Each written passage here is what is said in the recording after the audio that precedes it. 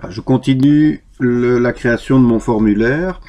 Alors, je vois que au-dessus, je dois insérer le champ numéro client, la date de naissance et dans une même zone, le nom et le prénom. Donc ça veut dire que là, il faudra utiliser une fonction.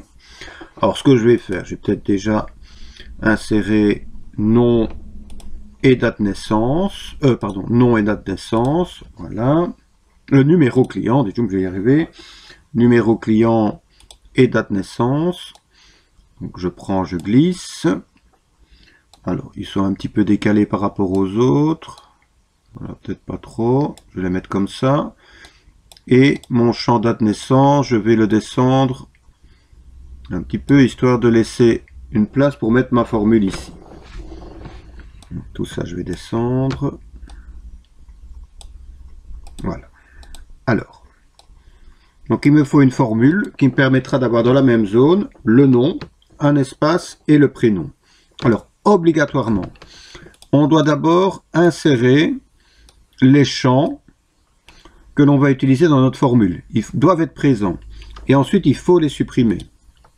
Voilà, je ne peux pas introduire directement une formule ou une fonction dans laquelle je vais faire référence à des champs si ces champs n'ont pas déjà été insérés au préalable. Donc c'est spécial, mais c'est comme ça.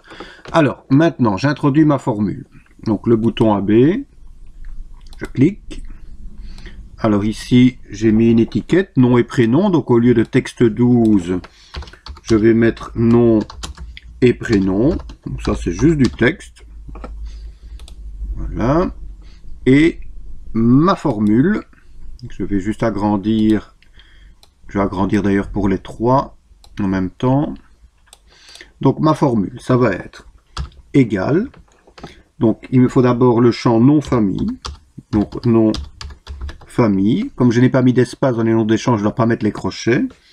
Et un espace entre les deux. Un espace, c'est du texte, donc je dois le mettre entre guillemets. Donc j'ouvre les guillemets, espace, je referme les guillemets. Et le champ prénom. Je clique pour valider. Je vais aller vérifier. Dans mode formulaire, j'ai bien le nom et le prénom. Alors je vais raligner tout ça à gauche. Numéro client et date naissance sont alignés à droite parce que numéro client est en numérique et date naissance est en format date-heure. Hein. Donc je sélectionne. Dans format, j'aligne ça à gauche. Je dois ciseler les données. Donc clic droit sur les zones de texte, je prends l'effet ciselé. Et les étiquettes ici, comme les autres ici d'ailleurs, sont en gras et sont en noir. Voilà. Et il me reste plus qu'à insérer le champ solde et le champ note ici en dessous, dans le même alignement que ceux-ci.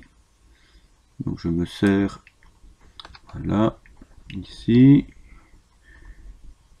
Et ça, je vais un petit peu rapprocher. Non, ça c'est correct. Donc ça et ça, je vais mettre en noir, je vais mettre en gras. Petite remarque, le champ note avec la zone est relativement importante parce que le champ note est en format texte long, en format mémo. Les autres, comme adresse par exemple, ou ville, sont en texte court. Je vais aller voir à quoi ça ressemble.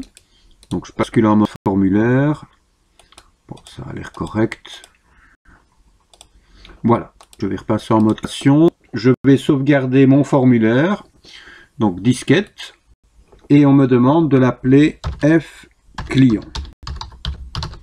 Voilà, donc pour chaque table, j'ai un formulaire correspondant. Voilà, je vais maintenant répondre au vrai ou faux du bas de la page 68. Alors j'ai ici, on me dit on peut supprimer l'étiquette d'une zone de texte sans que ces dernières s'effacent également. Eh bien c'est vrai. Donc si on supprime une étiquette, donc si je supprime ceci, en aucun cas la zone de texte ne sera supprimée.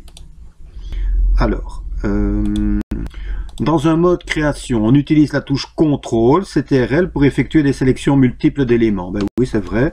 CTRL, clic, clic, clic, me permet de sélectionner plusieurs éléments. Ce bouton permet d'afficher tous les enregistrements. Alors c'est faux, ce bouton, c'est le bouton qui se trouve ici. Lorsqu'on est en mode formulaire, ce bouton, il permet simplement de rajouter un nouvel enregistrement. Alors, le dernier, l'ordre de tabulation permet d'atteindre dans un ordre structuré les champs dans un formulaire pour la saisie des données. Eh bien, c'est vrai, c'est ce qu'on avait fait dans un formulaire F client de base client, je pense, c'était ceci, hein, l'ordre de tabulation qui nous permet de gérer l'ordre d'encodage dans le formulaire. Voilà, qui clôture ce chapitre 5, ce gros chapitre 5.